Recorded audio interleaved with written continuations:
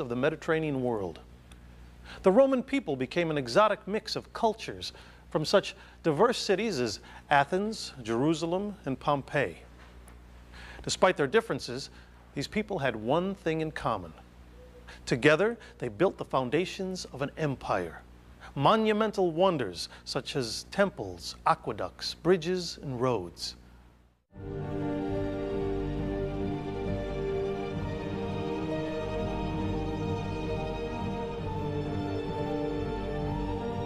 The Roman Empire was a cultural melting pot, a nation of diverse sights, sounds, and smells.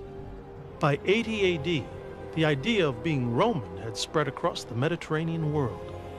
The empire stretched from Britain to Syria, including countless territories, from the Atlantic coast of Portugal and the mountains of Central Europe to the deserts of Egypt, the Middle East, and beyond. Rome was still capital of the world, a truly cosmopolitan city.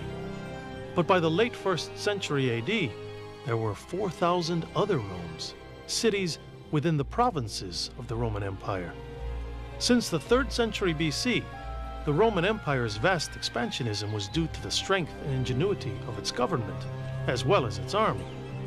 Heavily armed legions helped build the foundations of this Mediterranean superpower, conquering foreign territories of diverse customs, languages, and religious beliefs. When the Romans took over a province, they sent in a group of lawyers to try to blend in the local law codes with the Roman law codes.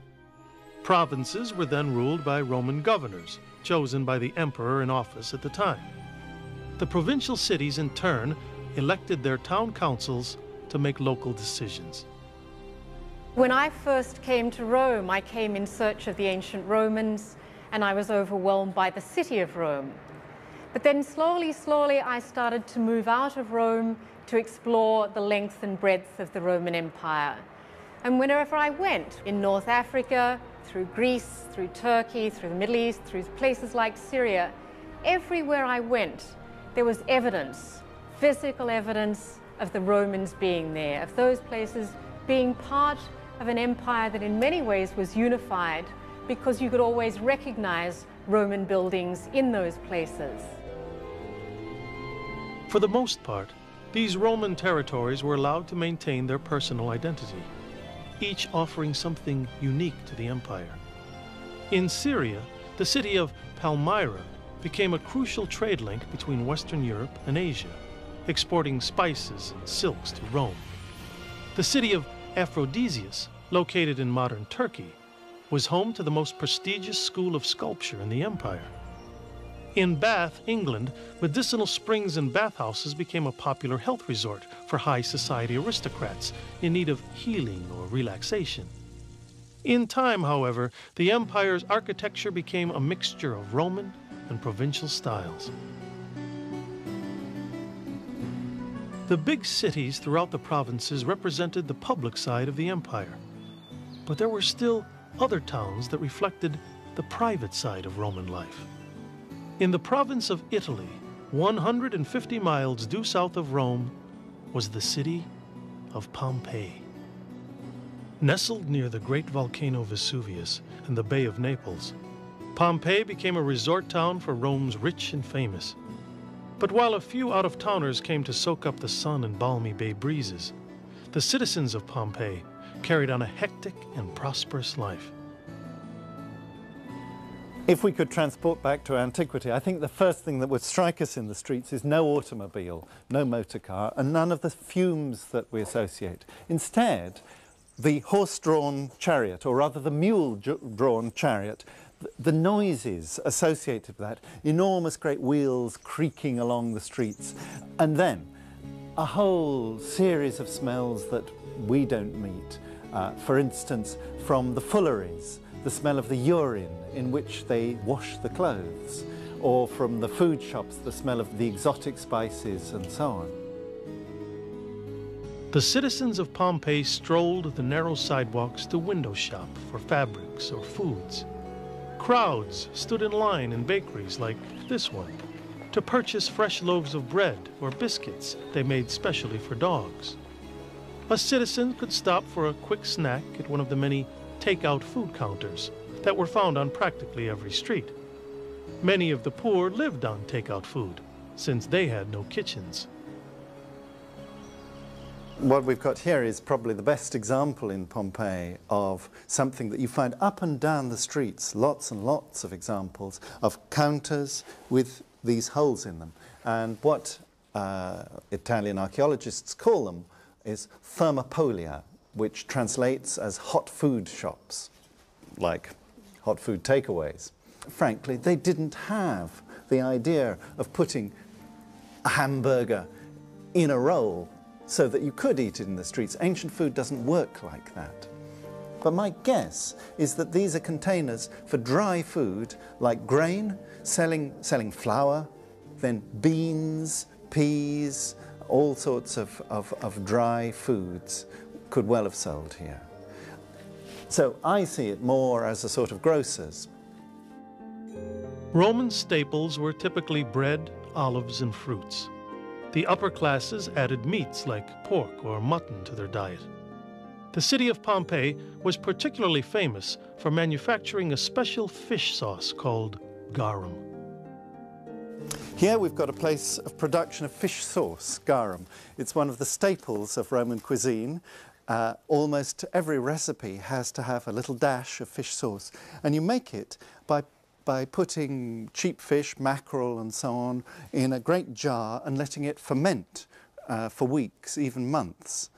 And these are the jars where the fish was left to ferment, an extremely smelly business while it goes on, though the sauce that comes out no longer smells of fish. It's got a very delicate salty flavour, and people paid very high prices for it. Down here there are still tiny remains of the fish that was fermenting here in AD 79. This odd sawdust-like substance is full of tiny fish bones. You can still see them. Umbricius Scaurus was one of Pompeii's most famous producers of garum. Jars of fish sauce bearing his family name were sold in gourmet food shops throughout the empire. Umbricius Scaurus became a wealthy man. When he died, his children carried on the family business for generations. In Pompeii, as elsewhere, a Roman's wealth was reflected in their occupation as well as the house in which they lived.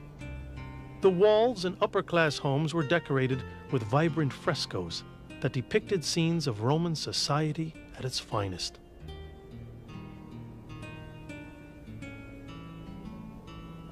The floors were finished with mosaics, thousands of miniature cubes of tiles and stones cemented together like a puzzle to reveal a beautiful scene. Within these decorative spaces, Romans slept, ate, and entertained guests. Here we have the triclinium, the dining room of the house, and it's the most important space in the house for entertainment, and therefore the most beautifully decorated. And in this privileged background, then the rituals of dining to take place. A triclinium because you have 3 couches stretched out symmetrically, 1, 2, 3 against the wall. And on each couch, 3 guests recline. They stretch out, leaning down on their left elbows and putting their right hands out to eat the food. The Hollywood myth of the Roman dinner is a great orgy, an enormous banquet with dozens of bodies lying around, writhing together almost. I think the Roman reality is something much more modest. Look at the small size of the room, just room for 9 people to eat together. And the food is brought in by slaves, of course, who mill around in this area and bring in a continuous succession of different dishes, different titbits and so on.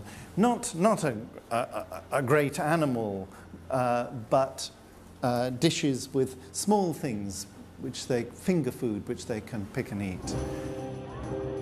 Romans typically skipped breakfast and lunch, but for the rich, dinner lingered on for hours. The gastronomic event was sometimes followed by entertainment such as dancing girls or acrobats. More cultured homes provided poetry readings, along with wine that flowed freely throughout the night. Here is the engine room, so to speak, of this villa, where they produce their wine. The great treading floor with 2 wine presses. They've reconstructed just one of them here. The enormous beam with a ram's head that crushes the grapes, and the juice comes cascading out, tumbling down this channel specially made down the side, and off into a series of vats containing many litres of wine each, and then round the corner, dozens more. Roman men occasionally slipped away from their homes to one of the many brothels operating in the city. At that time, prostitution was legal, although the brothel owners were required to pay taxes. Here, hidden away down a back street of Pompeii, is the brothel, the Grande Lupanare, a favourite for all tourists. The signs that it was a brothel are first the scenes around the walls, pornographic scenes suggesting to customers what was available inside, and then 5 rooms, 1, 2, 3, 4, 5, each with a rather uncomfortable stone bed inside. There would have been curtains hung in front of the doors, candles burning inside. I hope it would have been a bit more enticing in antiquity than it is now. And on the walls were dozens of graffiti recording the comments of satisfied customers. For centuries, Pompeii was a thriving city. Then came that fateful day of August 24th, 79 AD. Mount Vesuvius, the imposing volcano located next to the city, erupted. A fluid cloud of gas, ash, and rock engulfed Pompeii, as well as its sister city, Herculaneum. On Mount Vesuvius, broad sheets of fire and leaping flames blazed at several points, their bright glare emphasized by the darkness of night. Pliny the Younger. A torrential rain of ash toppled buildings. A few of Pompeii's 20,000 and Herculaneum's 5,000 citizens managed to escape alive, but most remained trapped, buried under 65 feet of volcanic fallout. Large numbers of citizens died from inhaling the poisonous fumes. Pompeii became a city lost in time, its victims frozen in their tracks. The disaster sent shockwaves through Rome. No one could believe the city by the bay had vanished. Titus, the reigning emperor, visited the devastated site and set up a disaster relief program for the survivors.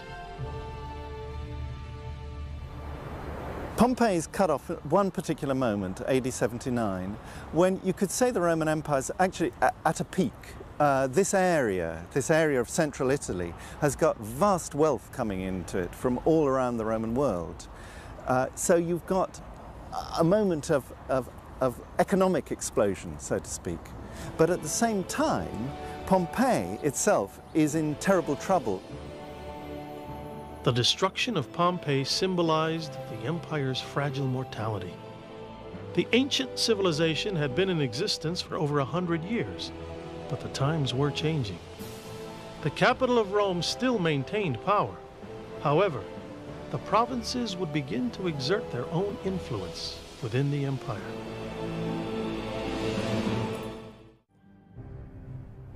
The Roman provinces exposed the old establishment in Rome to new ideas and new blood. By the 1st century AD, the Roman government was no longer an exclusive club for Italians only. The empire became an equal opportunity employer. In 98 AD, the Roman general Trajan became the first non-Italian emperor.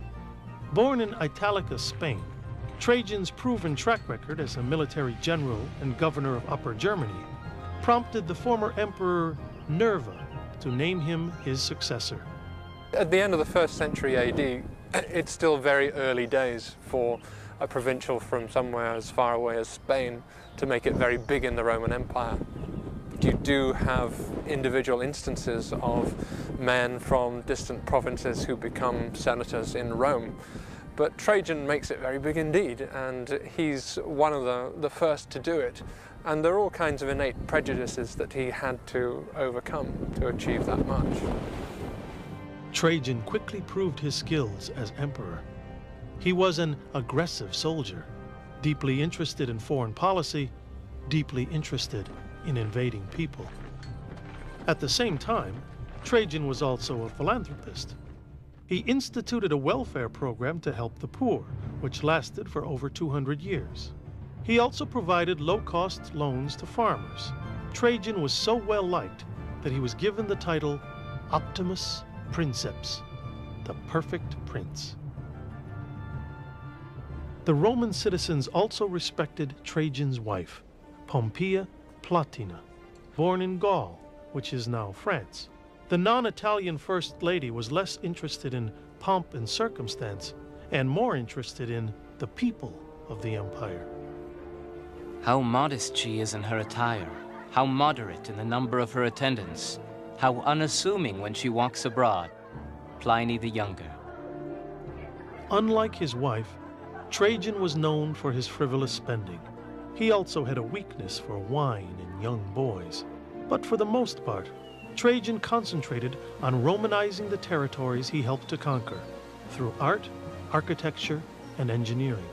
In turn, the provinces exported exotic foods and goods back to Rome, where they could be bought at various markets, including Trajan's Market, possibly the first and largest indoor shopping mall in the world.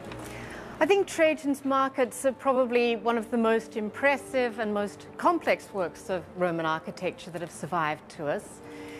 There's absolutely no real archaeological or literary evidence to prove they were markets, but on the other hand, we can imagine that they're very similar to a modern shopping complex, and we can imagine people coming here, shopping at one level for foodstuffs, shopping at another level, here we are on the second level, for clothes, for something like that, going up to a third level, perhaps furniture, perhaps jewelry.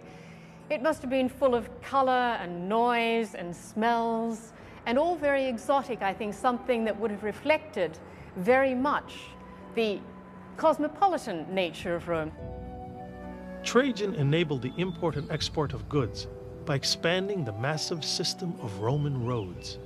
By the 4th century AD, over 53,000 miles of roads spanned the empire. They were an intricate network of arteries that branched off from the nerve center in Rome.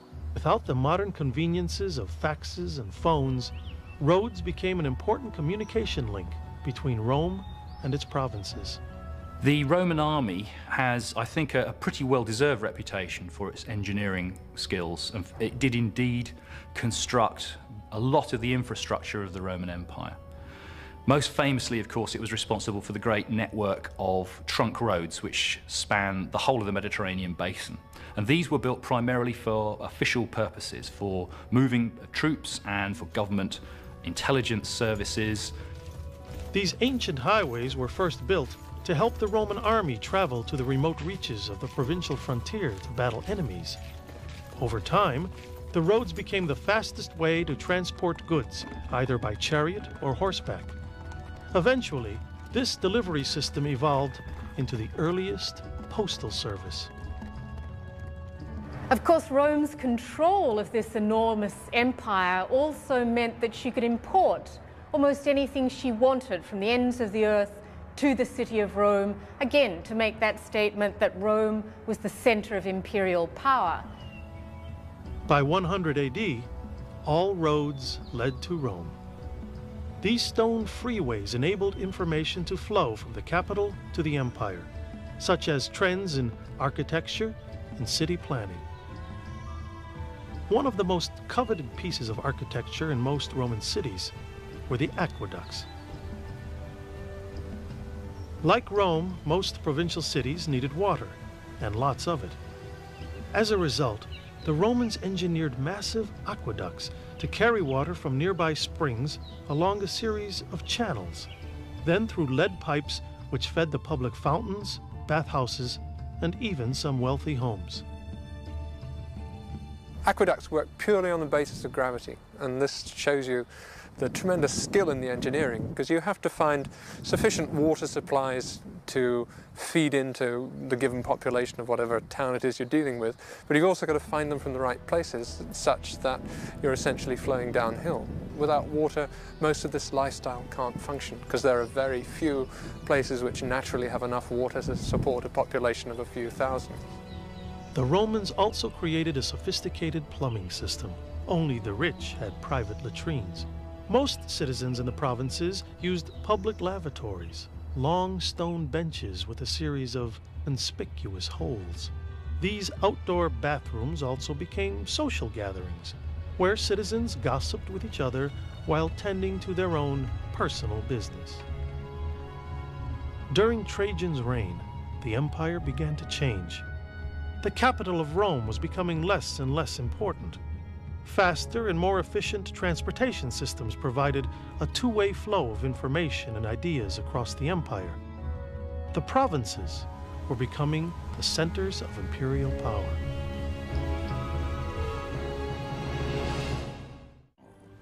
The city of Rome had always wielded influence over its provinces, but the provinces in turn influenced the imperial capital, making it one of the most culturally diverse cities the world has ever seen.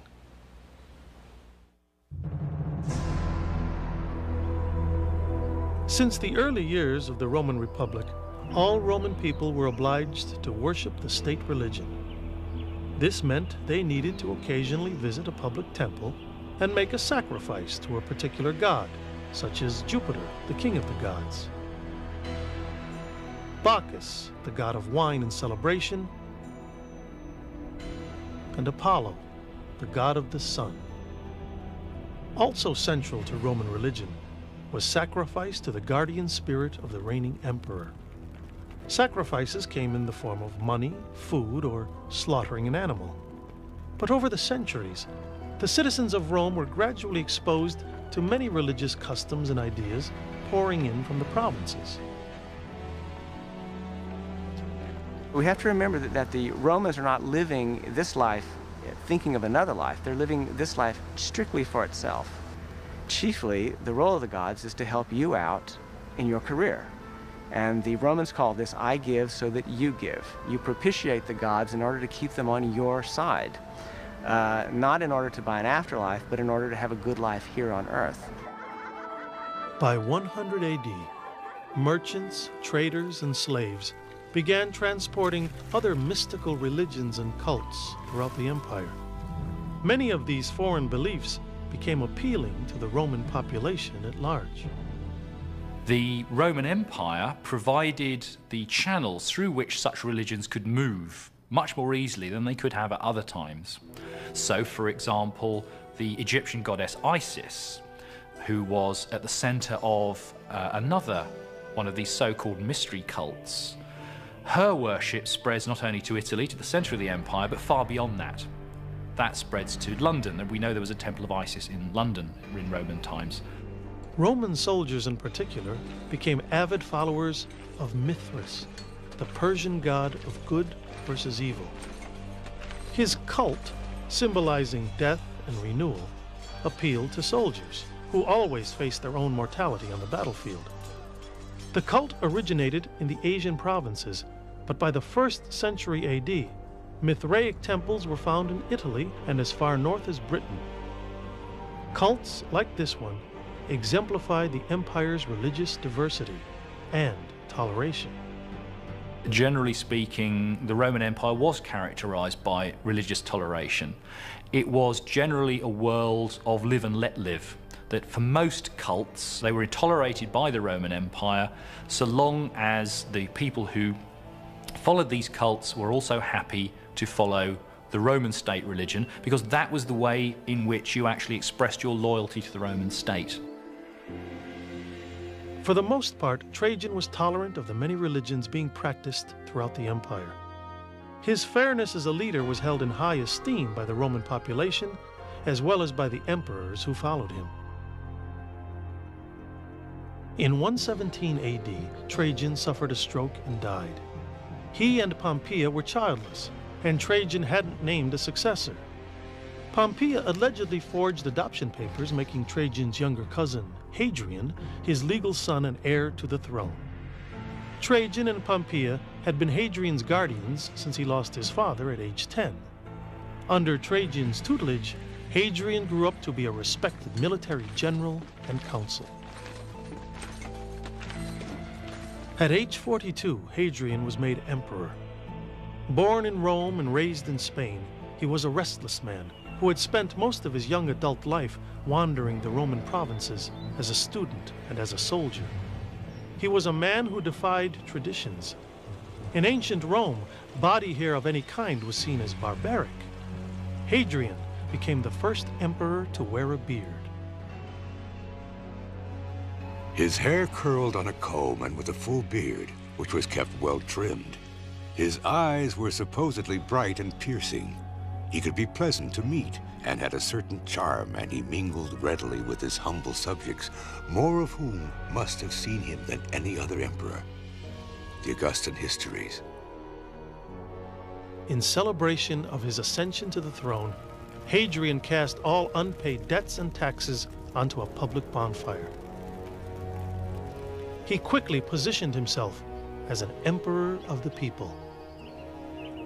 The Emperor Hadrian has had a quite good press historically, especially in the West, as being a pacific and sensible Roman emperor who was not going around invading people all the time. He was somebody who was interested in the peace and the prosperity of the provinces. Hadrian brought foreign blood into the corrupt and crusty establishment in Rome by appointing government officials from the provinces. While in office, he put forth legal reforms. Citizens could no longer freely punish their slaves by castrating them or throwing them into a gladiatorial arena to be mauled to death by wild animals. Slaves would now be tried before a court of law. In his private life, Hadrian was married to a woman named Sabina, the great niece of the Emperor Trajan. But it was a loveless marriage. Hadrian complained to friends that Sabina was moody and difficult. Sabina swore she would never bear him children by publicly announcing her use of contraceptives. Like many emperors before him, Hadrian remained childless. Sabina's coldness toward her husband may have been due to his infidelity. Hadrian was said to have passions for men rather than women. The ruler began an affair with an 18-year-old boy named Antinous, whom he met during his travels through Bithynia, which is now Turkey. In the Roman world, the term homosexual didn't exist, and the concept didn't have the same ramifications that it has today. Sex with other men, as long as you were the active partner, was perfectly acceptable, and wealthy Romans had around them not only slave women, but also handsome young slave boys with whom they would use for their sexual pleasures. That was quite common. Sexuality is oftentimes an exchange of power. It's largely a question of which partner is on top. So that in a homosexual affair, it's the submissive partner who sort of loses status.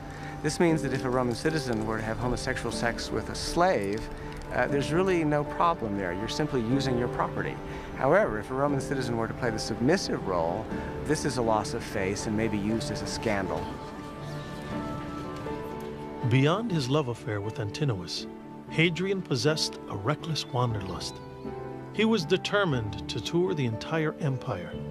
For the first time, the people of the provinces would come to know the face as well as the name of their emperor.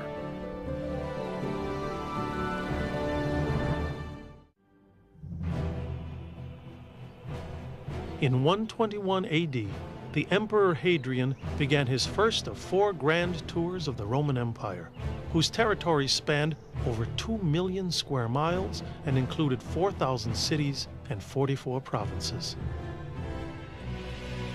A savvy politician, Hadrian met with provincial governors of Asia Minor, Syria, and North Africa. He sampled the local cuisines and soaked up the diverse cultures that he ruled as one.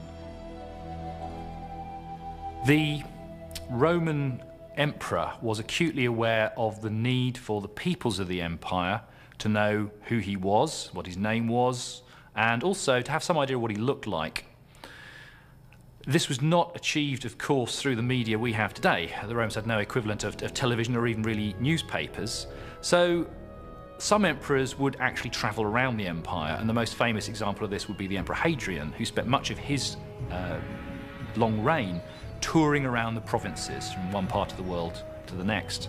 For the political stability of the empire, it was very important to the emperors that everybody should know who they were. Hadrian made his face known throughout the empire. Along the way, he distributed coins imprinted with his likeness. Almost every city he visited erected temples in honor of him. Of all the places he toured, Hadrian was most impressed with the province of Greece. In Athens, he was overcome by the city's art and architectural beauty. Hadrian's fondness of Greece became so well known that Romans began calling him the Greekling. Hadrian wore a beard like Greek philosophers, dressed like Greek intellectuals, wrote Greek poetry, took a male lover. Almost a caricature of what was Greek. Of course, those old aristocratic Romans back in Rome, who objected even to Hadrian going east, said this is what happens when Roman emperor goes Greek. But ordinary people throughout the empire, I doubt, really thought that there was anything particularly wrong or odd with this. The Roman Empire, sexually, culturally, religiously, much more inclusive, much less judgmental than most of our modern 20th century societies. Always worth remembering that. Hadrian was eager to bring Greek culture back to Italy. In 125 AD, he began construction on his imperial palace in Tivoli, located just outside Rome. The emperor's 300-acre estate included temples, fountains, and reflecting pools, all decorated with Greek art and sculpture he had pillaged from Athens. Hadrian also had a taste for drama. He was a patron of the arts and encouraged the building of theaters throughout the empire. Now, the whole idea of having theatrical productions and having theaters was a Greek idea. It was something that was initially foreign to the Romans, but something which the Romans began to adapt. These theaters became progressively more elaborate. That is, they were decorated with marble, sometimes with large marble columns. Hadrian's artistic passions were expressed in the buildings he erected. In 118 AD, he commissioned the reconstruction of one of Rome's enduring wonders, the Pantheon, dedicated to all the Roman gods. Inside the domed temple, shafts of heavenly light streamed through a round opening called an oculus. Many Romans believed this symbolized the eye of the gods looking down on them. Aside from his interests in art and architecture, Hadrian remained very much a warrior. As emperor, he maintained the empire's stronghold in the provinces. In 122 AD, Hadrian built his crowning achievement, a 73-mile stone wall across the northern country of Britain. This defensive barrier was to protect the Roman Empire from the barbarian tribes to the north. Hadrian's wall became a symbolic dividing line, separating the civilized world from the uncivilized. The wall still stands as a commemorative monument to some of the men that built and defended Hadrian's empire. After his tour through Britain, Hadrian continued on his quest, traveling across the mighty empire of Rome.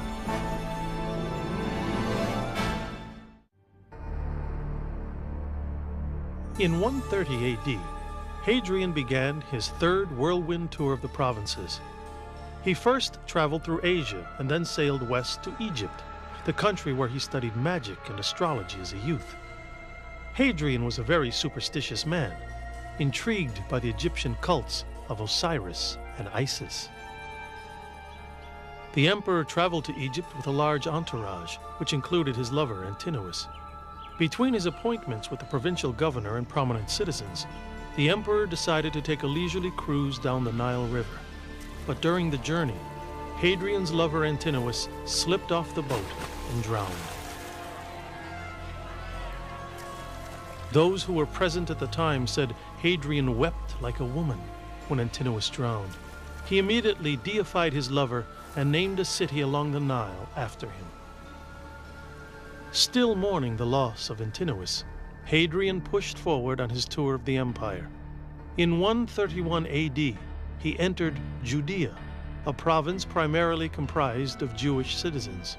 The empire had been relatively accepting of different religious beliefs, but the tides of religious tolerance were shifting.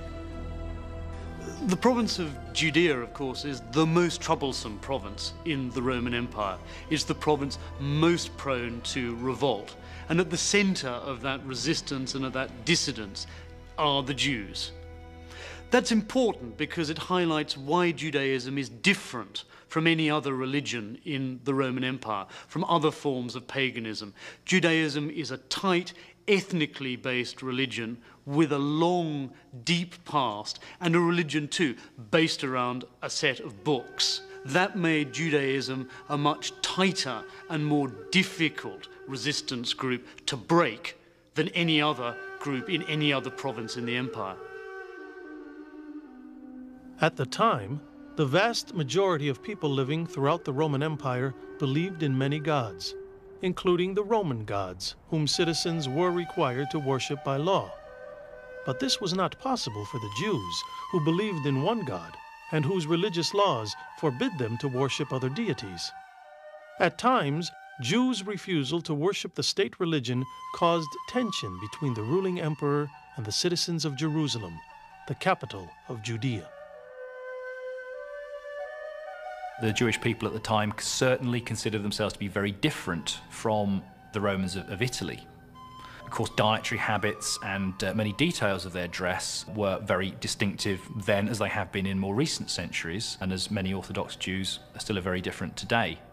The real clashes between the Jews and the Romans came about as a result of particularly the Romans failing to understand the depth of Jewish religious sensibilities.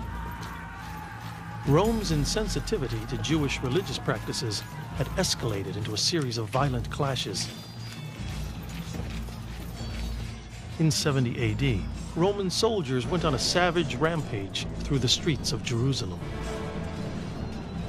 They butchered citizens and burned down the sacred Jewish temple. The Jewish writer Josephus recalled the slaughter. Pouring into the streets, swords in hand, they massacred indiscriminately all who feel in their way. Josephus. A small number of Jews who survived the revolt fled Jerusalem and settled in Masada, a desert hilltop community overlooking the Dead Sea. Built by King Herod in 37 BC, the imposing fortress city still wasn't safe from Roman rule. From 67 to 73 AD, the Jews held off the Roman army. In April of 73 AD, Roman soldiers assaulted the citadel, using catapults and battering rams to break down the city walls. Fearing an inevitable fate, the Jewish colony committed mass suicide. When the soldiers finally broke through, they found 960 men, women, and children dead.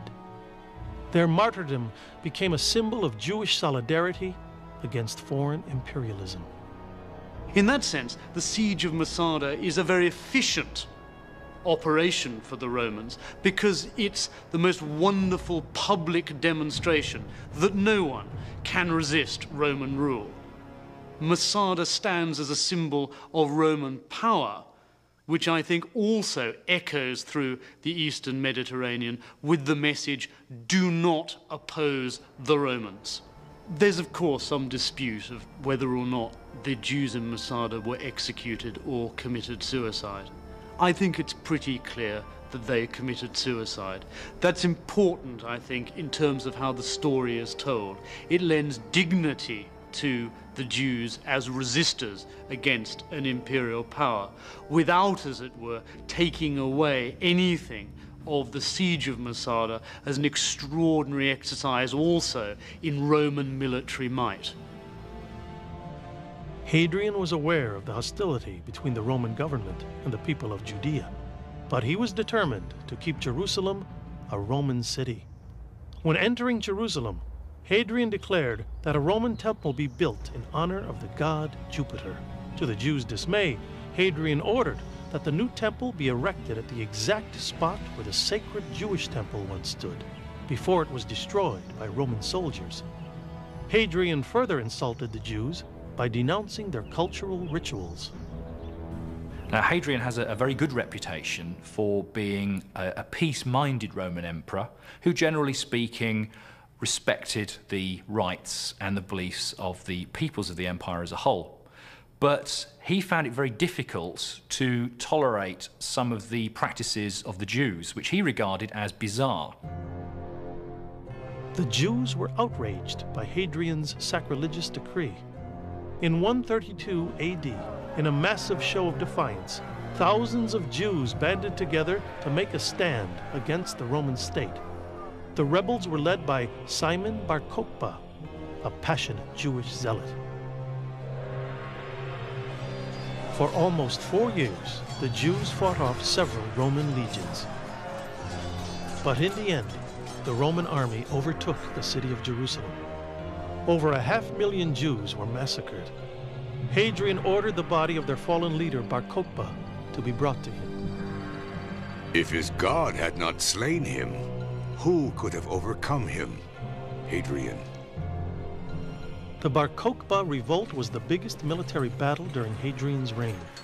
His army restored Roman power in the province of Judea, but the battle left bitter memories on both sides.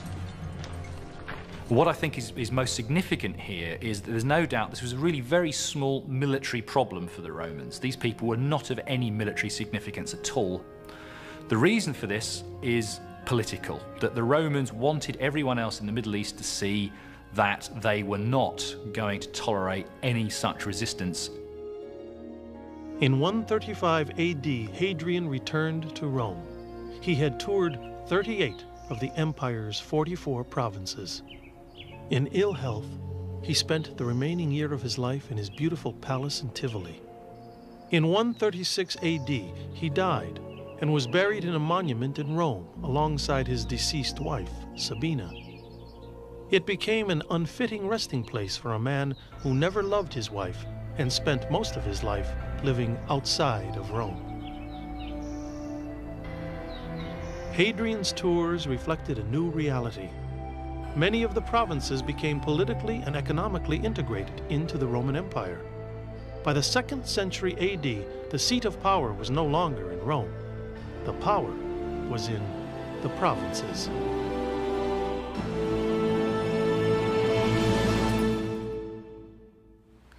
In 161 AD, the Emperor Marcus Aurelius remarked, "As emperor, Rome is my homeland, but as a man, I am a citizen of the world." Aurelius summed up what it meant to be a Roman. These ancient people, rich or poor, were members of an elite club that spanned the Mediterranean world. Whether they were peasants living in the remote reaches of Britain or aristocrats residing in palatial palaces in Egypt, they were all players in the human drama that unfolded during the great empire of Rome. For the History Channel, I'm Joe Mantegna.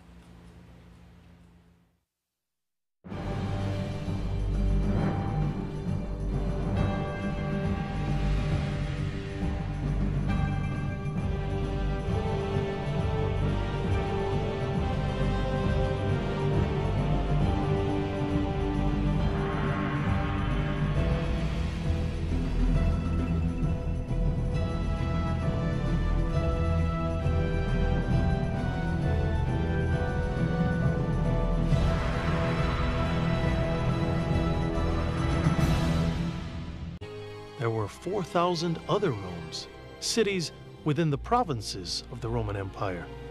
Since the 3rd century BC, the Roman Empire's vast expansionism was due to the strength and ingenuity of its government, as well as its army. Heavily armed legions helped build the foundations of this Mediterranean superpower, conquering foreign territories of diverse customs, languages, and religious beliefs.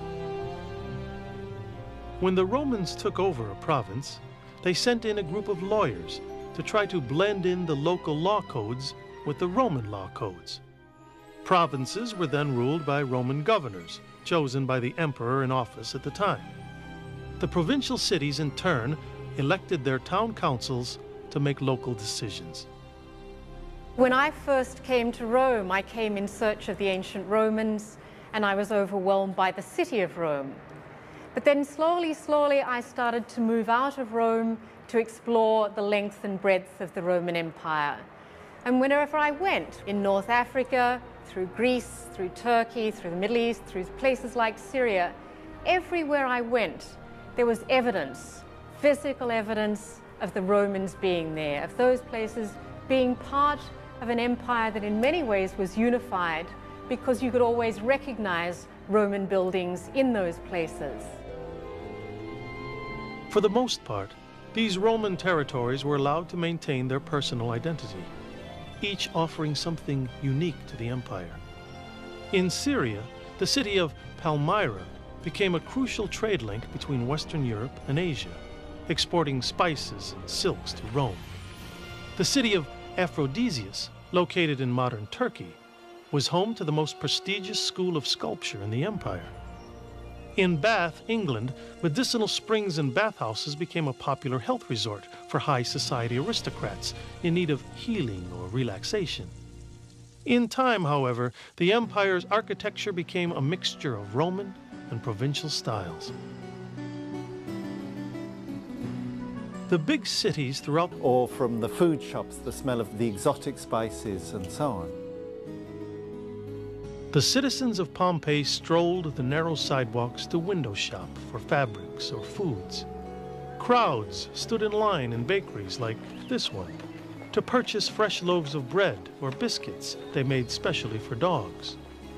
A citizen could stop for a quick snack at one of the many take-out food counters that were found on practically every street. Many of the poor lived on take-out food, since they had no kitchens.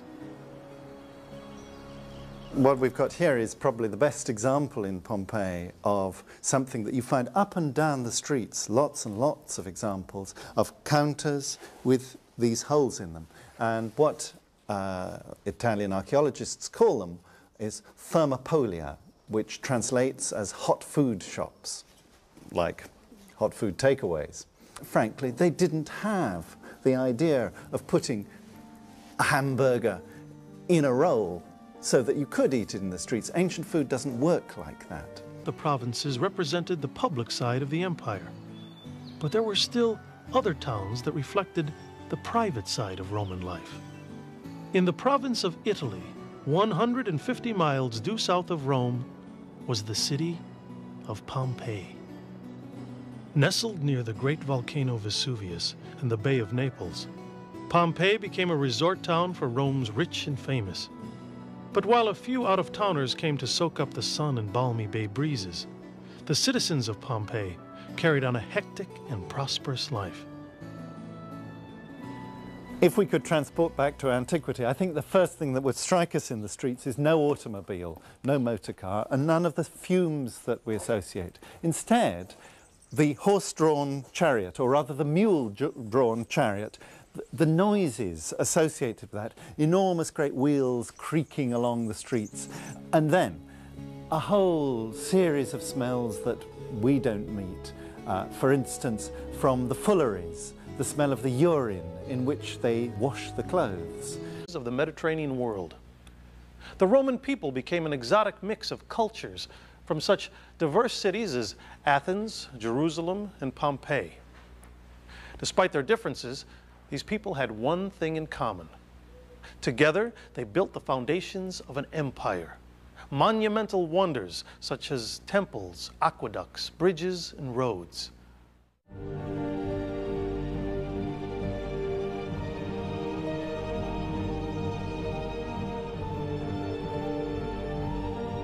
The Roman Empire was a cultural melting pot, a nation of diverse sights, sounds, and smells. By 80 AD, the idea of being Roman had spread across the Mediterranean world.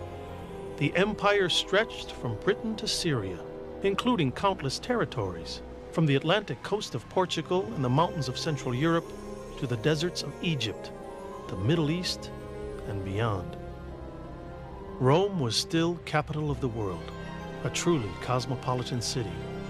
But by the late 1st century AD,